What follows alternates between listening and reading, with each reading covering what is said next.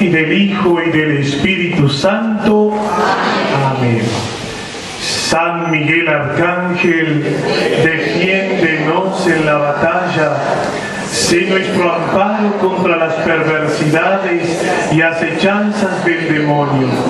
Reprímale Dios, pedimos suplicantes, y tú, príncipe de la milicia celestial, arroja al infierno con el divino poder a Satanás y a los demás espíritus malignos que andan dispersos por el mundo para la perdición de las almas. Amén. Oh María, sin pecado concebida, oh María, sin pecado concebida, oh María, sin pecado concebida, en el nombre del Padre, y del Hijo, y del Espíritu Santo. Amén. Tomamos asiento. Buenas tardes, gente linda y querida de Montevideo.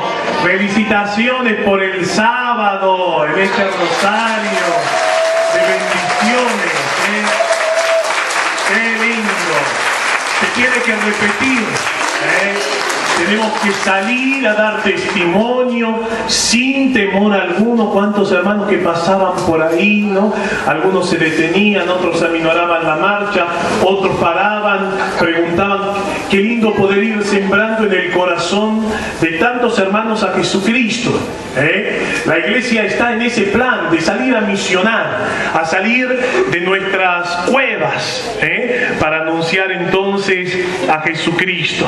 Así que esto es el comienzo de todo lo bueno que va a pasar, ¿no? Hoy estuvimos con el padre Miguel Pastorino, que estuvo hablándonos a los sacerdotes sobre esta necesidad imperiosa, ¿no?, de ir a proclamar al mundo el amor de Dios, a contarle nuestro testimonio de lo que Dios ha obrado y ha hecho y seguirá haciendo en nuestras vidas. Amén. Solo unas cuestiones prácticas antes de comenzar la enseñanza. La primera es que, si Dios quiere, el próximo lunes sí comenzamos nuevamente con la misa a las 7. Hoy, porque justo estaba de reunión, voy a estar hasta el jueves, así que es poquito lo que me van a ver, ¿sí? Pero ya a partir de la semana que viene vamos, bueno, el lunes que viene no, pues la misa por los enfermos, pero todos los...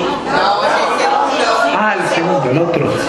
Es mal que me dijeron, yo estoy en la estratosfera ahí. Entonces el lunes que viene vamos a continuar con la misa a las 7 y después continuamos la enseñanza a las 8.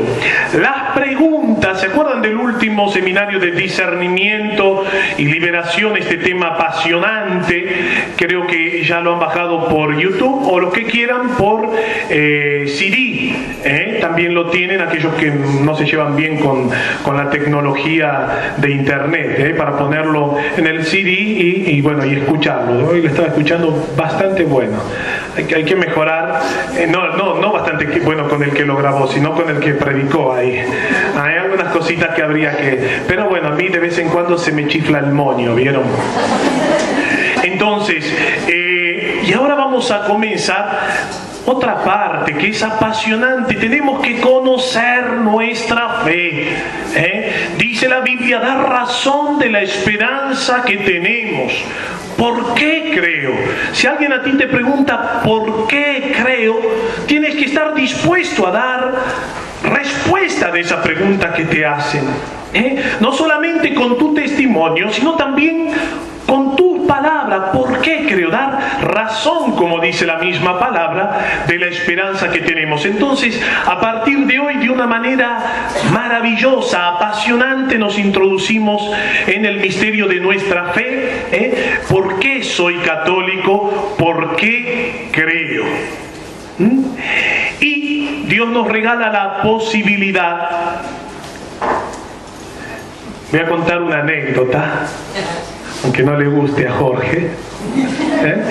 Ustedes saben que Jorge no me va a contar más, mejor ahí, pues yo soy así de contar todas estas anécdotas, ¿no? Ustedes saben que Jorge es teólogo, que es biblista. Es una gracia de Dios que tenemos. Yo sé que a él no le gusta mucho que diga esto, pero hay que reconocer los dones que tienen los hermanos. Ha enseñado en la facultad, ¿no? Y es sobre todo, como le dijo una vez, una pregunta que me decía, el obispo lo llamó y le preguntó: ¿qué sos? ¿Teólogo o biblista? Y él dijo algo muy lindo que me gustó, ¿no? Soy creyente, soy cristiano. Y realmente esa es la definición de un hombre que cree y que comparte aquella sabiduría que Dios le ha dado a sus hermanos en la fe. Entonces Jorge en estos días nos va a introducir en este misterio tan grande. Por eso preparen las Biblias, tienen todo Biblia, y así que le vamos a hacer trabajar realmente, ¿no? Y a preparar nuestro corazón para poder enamorarnos más y más de nuestra santísima fe. Ave María Purísima. Le damos entonces una fuerte bienvenida con un fuerte aplauso al diácono Jorge Moreno.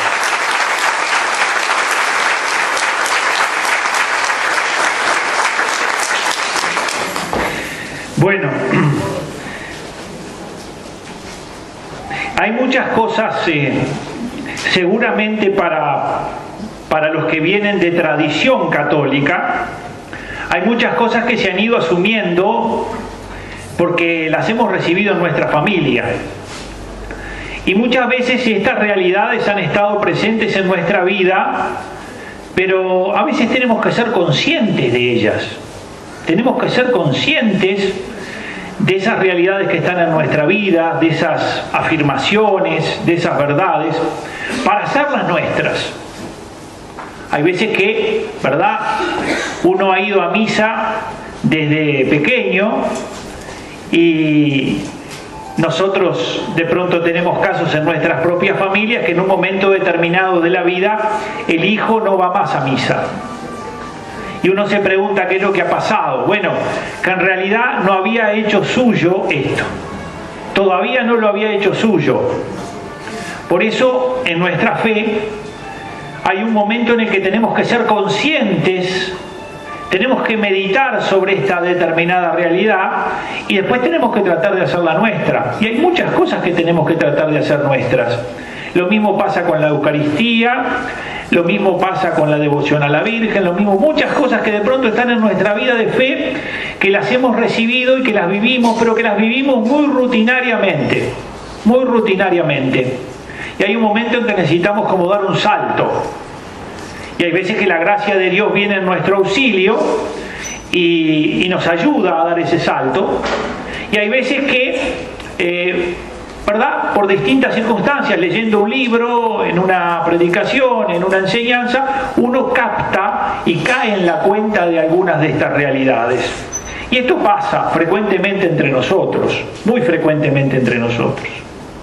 Por eso yo planteo una pregunta inicial para comenzar este encuentro nuestro, y yo le pido a cada uno que lo piense. Y si de alguna manera lo tienen respondido, si de alguna manera estas cosas las tienen resueltas, bueno, bien, pero tal vez vale la pena plantearnos qué supone esto, qué cosa supone esto.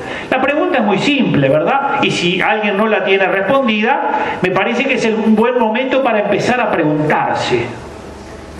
La pregunta es muy simple. La pregunta es: ¿por qué soy católico? Eso. Es simple.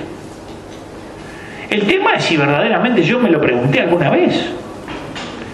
O si yo he pensado lo que supone responder a esta pregunta. Si yo tengo una respuesta. Si verdaderamente yo puedo responder a la pregunta ¿por qué soy católico? ¿Por qué soy católico?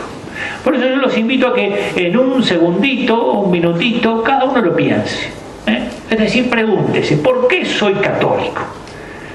Y luego, los que se animen, puedan compartir, ¿verdad? Es decir, puedan brevemente, ¿no? Muy brevemente, en voz alta, decir por tal cosa, o por tal otra, o por tal, o por cual.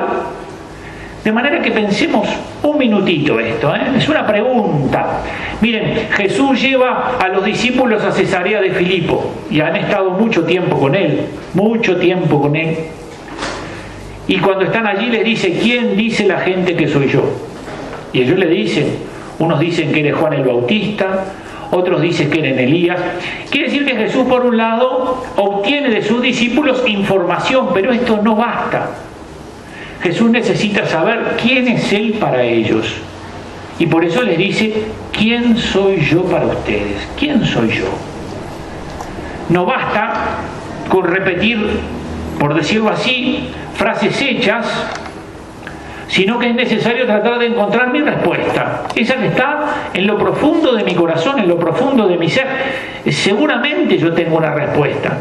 Seguramente que no está hecha de una fórmula. No, una respuesta que está allí en mi interior. Y qué importante que es descubrirla. Y si no la tengo, por lo menos suscitarme la pregunta: ¿por qué soy católico? Por eso, pensemos unos instantes, cada uno piénselo.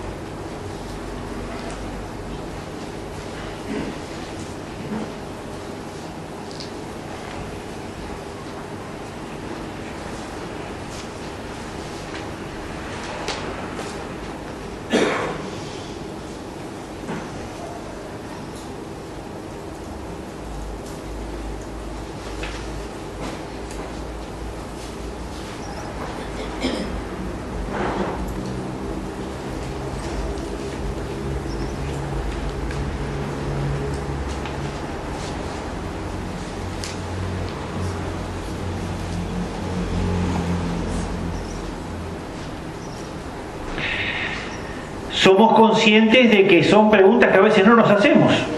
Estamos en la Iglesia Católica, participamos de la Iglesia Católica, llevamos un montón de años en la Iglesia Católica y de pronto no sabemos responder por qué soy católico. Pero si somos conscientes, entonces tenemos que buscar las razones. ¿Por qué somos católicos? ¿Qué es lo que de algún modo a mí me hace presentarme de esa manera? Soy católico. ¿Por qué lo soy? A ver si alguien se anima, ¿verdad? A ver. Yo por lo menos es una fuerza interior que me impulsa a seguir viviendo, a salir adelante, a seguir luchando y a encontrar fuerza donde nunca pensé que las tenía. No sé si se escuchó mucho lo de Chela, ¿verdad? Pero es una fuerza interior que le ayuda a seguir viviendo, que le impulsa, Me han pasado muchas cosas. Sí, está bien. Pero yo sinteticé en eso de la fuerza interior todo lo que tú desarrollaste. Piensen en esto, ¿no? En esta definición de Chela, lo central, ¿dónde está? La fuerza interior. En ella. ¿Verdad? Lo central está en una experiencia que tiene ella. A ver, vamos por allá.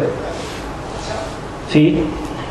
Yo creo que por gracia, porque muy pequeña lo sentía. Y ahora que ya pisando los 60 me doy cuenta que estuve atenta. Y también quiero decir algo más. Y por testimonio que me dejó una abuela, que nunca me inculcó ni sé cristiana, ni sé católica, ni sé esto, ni andar a misa, ni andar acá, ni andar allá. El testimonio de vida que ella dejó, orando, yendo a misa y otras cosas más, fueron lo que me llevaron a mí a seguir escudriñando toda mi vida, incluso estudiando evangélicos, a la secta de los testigos de Jehová, etcétera, y viendo los efectos que tiene la iglesia hasta que, bueno, de tanto andar, de tanto caminar, me di cuenta que la iglesia soy yo, somos todos, ¿verdad? Eso lo creo que todos lo tenemos claro. Pero sinceramente, en mi caso... ¿Encontraste algo? ¿Cómo se encontré algo? ¿Encontraste algo, digo? ¿Buscaste, escudriñaste? Escudriñé después sobre un montón de cosas, de cuestionamientos, como todo el mundo se hace sobre todas las cosas.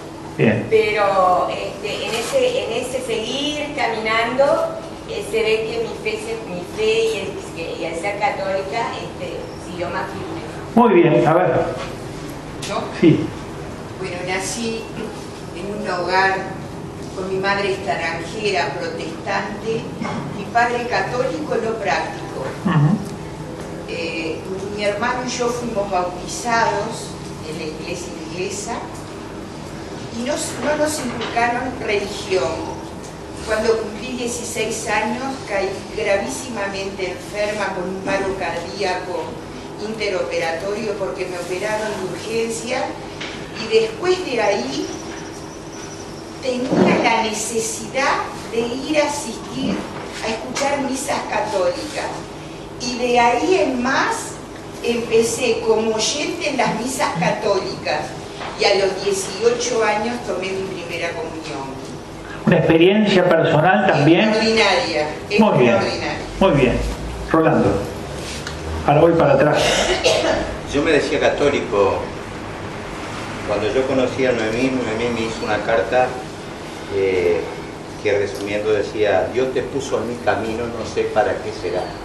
Como católicos nos casamos por iglesia, como católicos bautizamos a nuestros hijos, pero no sabíamos nada de Dios.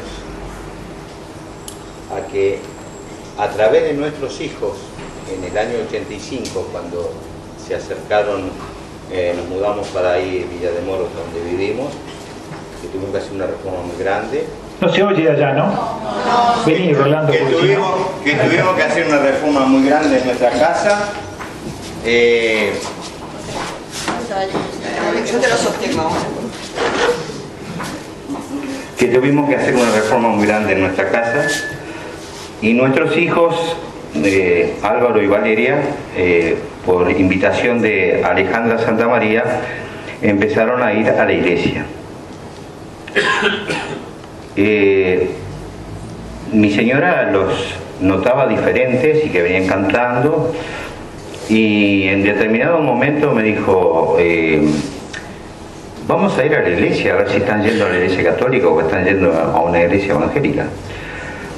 Entonces le dije a ella: déjate de embromar, le digo, mirá todo lo que tenemos que hacer, la azotea, toda la reforma que tenemos que hacer. Y ella me dijo una cosa que fue un instrumento de Dios, ¿no? Me dijo: pensar que cuando vos jugabas al fútbol, yo agarraba a mis hijos y iba a verte, aunque no me gustaba el fútbol, y ahora que te invito para ir a un lugar donde se habla de Dios, no querés ir. Y eso me quedó dando vuelta en mi mente, hasta que al otro domingo le dije: bueno, vamos a ir a la iglesia. Y desde ese momento realmente empecé a conocer a Dios y a nuestro Señor Jesucristo. Dice que Dios nos llama a cada uno de nosotros por nuestro nombre, pero muchas veces hacemos oídos sordos del llamado del Señor. Y realmente hicimos el cursillo de integración en la parroquia de Belén, nos integramos los 4 juntos en el mismo día. Los jóvenes hicieron un cursillo, los adultos hicimos otro cursillo y nos integramos a la parroquia de Belén. Y ahí empecé a experimentar el amor de Dios y un encuentro personal con Cristo. Y realmente nos ha transformado nuestra vida, aunque todavía el Señor, que nos conoce personalmente, todavía tiene mucho que cambiar en lo que me es personal, muchas cosas. Pero realmente he experimentado el amor de Dios en mi vida, en nuestra familia, en nuestro hogar, en nuestros hijos, y realmente eso me ha transformado el corazón, porque sé que Jesús no nos dejó huérfanos, nos dio el Espíritu Santo cuando les dijo a los apóstoles: permanezcan en Jerusalén, que recibirán el poder de lo alto, el Paráclito. Así que pienso que he experimentado ese amor de Dios a través de todos estos años, que ya son como 26 o 27 años, pero todavía me falta mucho. Pero el amor de Dios y el amor de Cristo y ese encuentro personal con Cristo ha transformado mi vida para ser una persona diferente, aunque tengo todavía muchas cosas que cambiar. Por eso soy católico.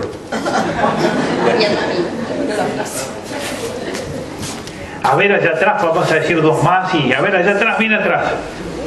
Yo también. En realidad, uno católico por la gracia y misericordia de Dios que nos da la fe.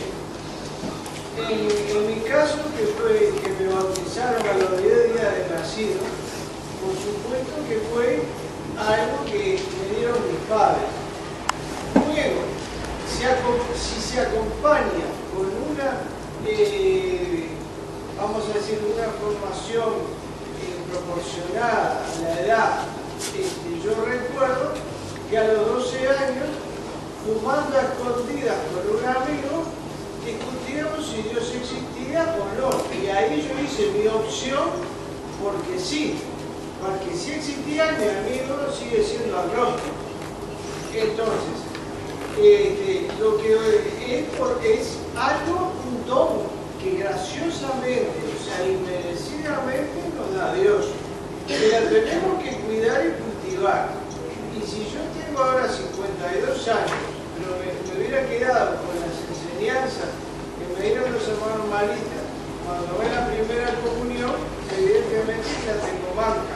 Digo, no quiere decir con esto que me transforme en teólogo como usted, porque esto es una cuestión de oración. Pero digo, es algo merecido, y lo experimentan los profesores cuando se bautizan adultos. Gente que, por ejemplo, no está bautizado, es todo un proceso, y porque Dios nos elige, somos instrumentos. En realidad, uno católico, por eso ya está. La única facultad que uno tiene es de aceptar o no aceptar. No es poca cosa eso. Es el llamado. Una más allá, y terminamos, porque si no nos...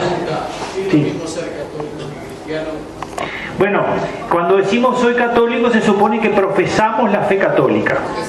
Y digamos, y todo católico ciertamente que es cristiano, porque es seguidor de Jesucristo. En este caso, la fe católica tiene una profesión de fe. Una profesión de fe. Ahora vamos a ver algo que está vinculado con eso también, sí. Yo soy católica por convicción. Yo vengo de padres anglicanos, madre católica, iba a colegio metodista. O sea, tenía más gente en la cabeza. Cuando tenía 17 años caí enferma de cáncer. Bueno, hoy la suerte está cumpliendo 45 años y la Virgen se me apareció y me dijo que tuviera fe porque tenía mucho más para dar. Y acá estoy. Amén. Bueno, más o menos ustedes han visto las respuestas y yo supongo que la mayor parte de las respuestas tiene un poco más hacia allá o un poco más hacia acá. Cuando yo digo, por ejemplo, ¿por qué soy católico? Estoy asumiendo la parte esa en la que yo he hecho una opción. ¿Por qué soy? Porque el verbo ser hace eso, ¿verdad? Cuando yo digo yo soy tal cosa, entonces allí está toda la obra de Dios y toda la libertad humana. Las dos cosas, que son las que se combinan continuamente, ¿verdad? Dios obra a través de su gracia, pero nosotros tenemos la libertad para responder a esa gracia de Dios, a ese don de Dios, a lo que Dios nos da.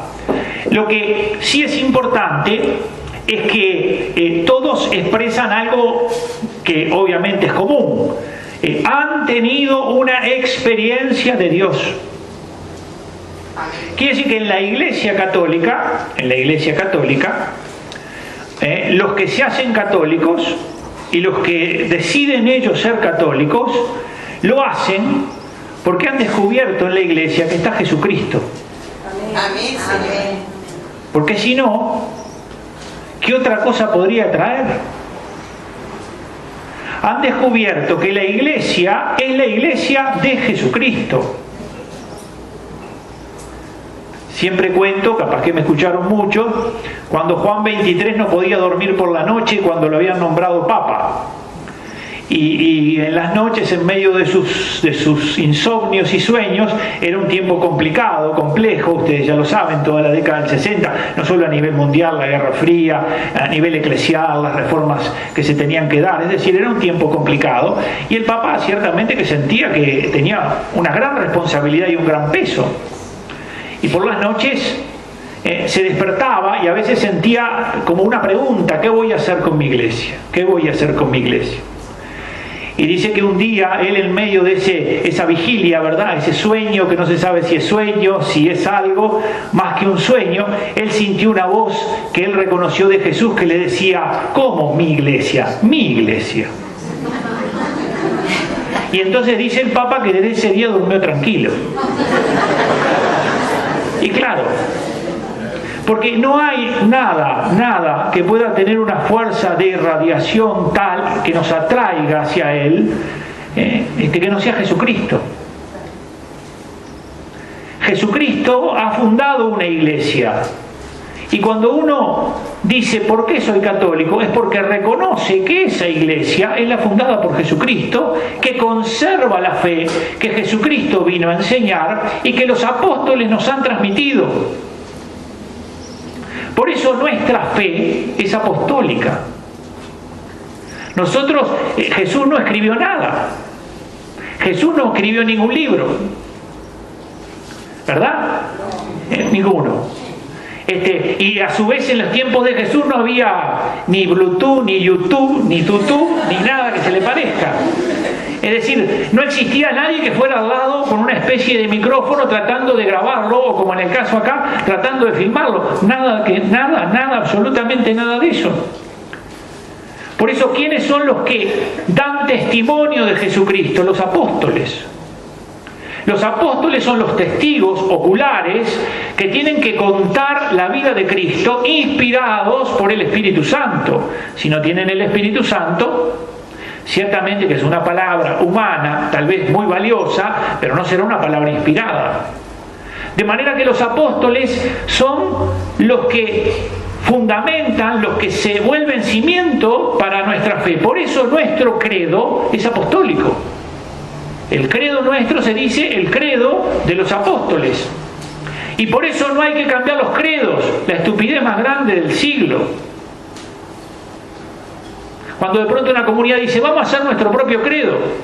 ¿Cómo van a hacer un propio credo? ¿Qué tiene que ser eso, hacer un credo? Si nosotros no nos arraigamos en los apóstoles, ¿en quién nos vamos a arraigar? ¿En alguno que se le ocurrió hacer un credo porque tiene creatividad? No, nuestro credo es apostólico. Cuando yo me paro dentro de la iglesia y digo, creo en Dios Padre, me uno a 2000 años de historia que profesa eso. Y me paro sobre las sandalias de los apóstoles, es decir, me uno a ellos para creer lo que ellos nos han comunicado como testimonio. Ellos son los testigos. Amén. La fe nuestra es una fe apostólica. Si uno entra a la parroquia San Juan Bautista en Pocitos, ¿verdad?, donde yo tuve la gracia de Dios de ordenarme, uno va a ver que de un lado hay 6 columnas del templo y del otro lado hay 6 columnas. Y si mira sobre la parte superior de las columnas, ve pintadas las caras de los apóstoles. ¿Por qué? Porque son las columnas que sostienen el edificio de la fe. Porque en el templo se expresaba, ¿verdad? En la antigüedad los templos eran lugares de catequesis, en donde se enseñaba la fe, porque había mucha gente que no sabía leer. Y entonces servían los templos como grandes catequesis. ¿Y qué es lo que se dice? Este edificio tiene como columnas la fe de los apóstoles, son ellos los que sostienen nuestra fe. Por eso nuestra fe es apostólica. Y por eso, cuando murió el apóstol Juan, se cerró la Biblia. Se cerró. La revelación bíblica está cerrada. Cuando el último de los apóstoles, es decir, el último de esos que el Señor había elegido como testigos oculares para que estuvieran con Él, partió de este mundo, se cerró la revelación. Se cerró. La revelación se cerró. Porque esos habían sido elegidos por Dios. Y esos eran los que tenían que comunicarnos a nosotros y a todas las generaciones lo que se llama el depósito de la fe. El depositum fidei en latín, ¿verdad? El depósito de la fe. Y esa es la tarea que la Iglesia tiene que conservar a través de los siglos. Una cosa tan simple, ¿verdad?, que nosotros muchas veces en nuestras comunidades expresamos, dice, creo en Dios Padre, todo, pero ese es el vínculo de nuestra fe. ¿Qué es lo que tiene que creer un católico? Eso que está allí, no puede no creer eso. Digamos, si no cree que Cristo resucitó, en realidad no profesa la fe católica. Porque en el credo dice que Cristo resucitó. Después los teólogos y algunos que a veces les falta un poco de fe, tratarán de explicar la resurrección de un modo que evidentemente la está trampeando. Tratarán de decir que es una cosa que sintieron interiormente los apóstoles, pero que en realidad, pero eso no importa. Lo central es que Cristo resucitó. Cristo resucitó. Esa es nuestra fe. Y eso lo tenemos que profesar todos nosotros. De tal manera que, ¿verdad? Yo puedo en mí experimentar esa presencia de Dios. Yo puedo en mí experimentar, como bien decía Chela, una fuerza, una energía. Yo puedo experimentar un montón de cosas, pero yo tengo que ser católico porque tengo que encontrar en la iglesia a Jesucristo. Y tengo que creer que esa es la iglesia que Él fundó. Porque si no, ¿qué nos distingue de los demás? Nada. Y en cambio sí, es eso, es ese misterio de que esta iglesia nuestra tiene 2000 años, es decir, desde el momento en que el Señor hace irrupción en la historia del mundo, nosotros ininterrumpidamente venimos desde allí. Amén. Desde ese tiempo. Y por eso este Papa, yo no me acuerdo cuál es, pero es el 265 sucesor de San Pedro. Para de algún modo mostrar el núcleo de la fe católica tienen que haber tres cosas. La primera, el credo, ni hablar, vital. ¿Qué pasa cuando como contaban aquí, ¿verdad? Un anglicano o una confesión cristiana, ¿verdad? Se vuelve católico y de pronto decide... voy a contar un caso, espero que no lo conozca nadie. Pero era un sacerdote anglicano de un rito. Los anglicanos además a esta altura ya tienen también una dispersión tan grande que ya no se sabe qué consagración es válida y qué consagración no es válida dentro de los anglicanos, ¿verdad? Porque ahora hay ritos anglicanos que no se sabe ni de dónde aparecieron. Parece que aparecieron más bien de la idea de alguno que tenía ganas de crearse un rito propio. De la monarquía. Pero de hecho, este sacerdote anglicano que había recibido su ordenación en Estados Unidos, después quiso salir del anglicanismo y entrar en la Iglesia Católica, pero no podía entrar como sacerdote. Estoy hablando de esto ya hace muchos años, no ahora que estamos con la temática esta de la incorporación de los anglicanos a la Iglesia Católica. Entonces quiso ser diácono. Ahí fue que yo lo conocí, ¿verdad? Quiso ser diácono, fue postulante del diaconado y entonces en una celebración pública profesó la fe católica. ¿Y cómo profesó la fe católica? Con el credo. Se le pidió que públicamente hiciera suya la fe católica. Que delante de todo el pueblo, que delante de la comunidad cristiana, él dijera que esa era su fe, que compartía esa fe. De manera que el credo es central. Y si ustedes miran el catecismo de la Iglesia Católica, cosa que recomiendo. ¿Y por qué recomiendo el catecismo de la Iglesia Católica? Yo empecé a estudiar en la década del 80 en la Facultad de Teología. Y cuando yo empecé a estudiar en la Facultad de Teología en la década del 80, se utilizaban autores que hoy a ningún profesor los utiliza, que nadie los lee, nadie. Los autores contemporáneos pasan como las modas, como las modas. ¿Qué es lo que permanece? La doctrina firme del catecismo y la vida de los santos, eso permanece.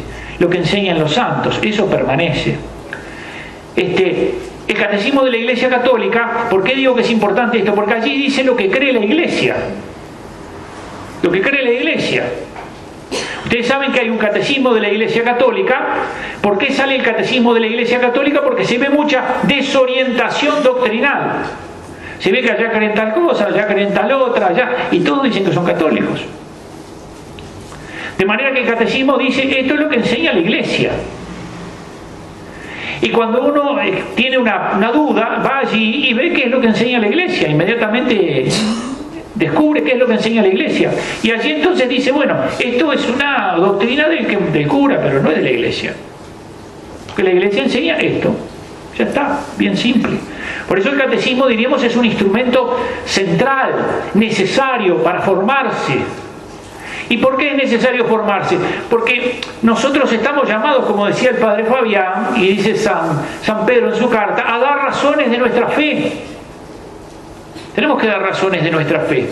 Tenemos que poder ser capaces de compartir con el otro, porque en el fondo si nosotros cuando en una reunión se conversa una cosa y no lo sabemos, o no sabemos explicarlo, o no sabemos responder a lo que se nos está preguntando, evidentemente que el otro de pronto tampoco recibe una luz que está destinado por Dios a que reciba. De manera que nosotros a través del catecismo recibimos. ¿Y cómo el catecismo se presenta en sus distintas partes? La primera, el credo. El credo nos enseña, creo en Dios Padre Todopoderoso, Creador del cielo. Nos enseña el credo. ¿Qué quiere decir eso? Que creo en Dios Padre. ¿Qué quiere decir que creo en Dios Padre? Que es todopoderoso. ¿Por qué se puso todopoderoso y por qué no se puso misericordioso? ¿O por qué no se puso tal o cual? Porque a veces cuando uno piensa que estos catecismos se elaboran con hombres que realmente tienen una enorme capacidad de síntesis, pero también una enorme lectura, una enorme cantidad de lectura y de sabiduría. De manera que no son cosas hechas al azar, están pensadas de un modo increíble. Bueno, y allí se nos explica la fe, se nos trata de explicar cuáles son esas verdades que aparecen en el credo y que todos nosotros creemos, La segunda cosa central es la sucesión apostólica. Tenemos que venir de los apóstoles. Si no venimos de los apóstoles, será la iglesia de fulano de Mengano, pero no la de Cristo. No la de Cristo. Si yo la semana que viene fundo la iglesia de la buena paciencia, es mi iglesia, pero no la de Cristo. Porque ¿en dónde está la sucesión apostólica? ¿Cómo me enraizo yo en la enseñanza de los apóstoles? Yo, en un momento determinado de mi vida, yo soy un convertido, ¿no? Yo me convertí. En un momento determinado de mi vida tenía una tía que era testigo de Jehová y que era muy buena, pero venían siempre los testigos de Jehová a visitarla. Y entonces yo siempre trataba de caer medio detrás de los testigos de Jehová para ver de qué modo podíamos conversar. Y era difícil conversar, muy difícil. Pero había una cosa a la que ellos no tenían respuesta. Yo les decía, díganme una cosa, ¿quién lo fundó a ustedes? Y ellos decían, a nosotros nos fundó fulano.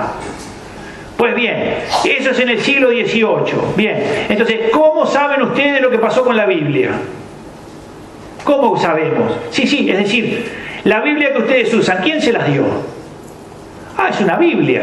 Ah, no, pero así no vale. No vale. Porque vos tenés que tomar de la fuente las cosas. De tal manera que si nosotros hablamos de la sucesión apostólica, es porque nosotros tenemos nuestro origen en los apóstoles. Y hasta el día de hoy, esa sucesión apostólica está presente en la iglesia. Hay sucesión apostólica válida en los ortodoxos. Hay sucesión apostólica válida en alguna rama de los anglicanos. Vuelvo a insistir, está complicadísimo con los anglicanos. Pero hay sucesión apostólica válida.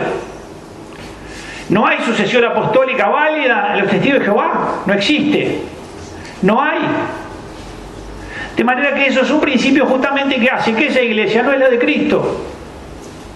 Será una iglesia con buena intención, un montón de gente bien intencionada, un montón de bondad, pero no la iglesia de Jesucristo, porque es algo que Dios nos ha regalado a nosotros, que es la inteligencia.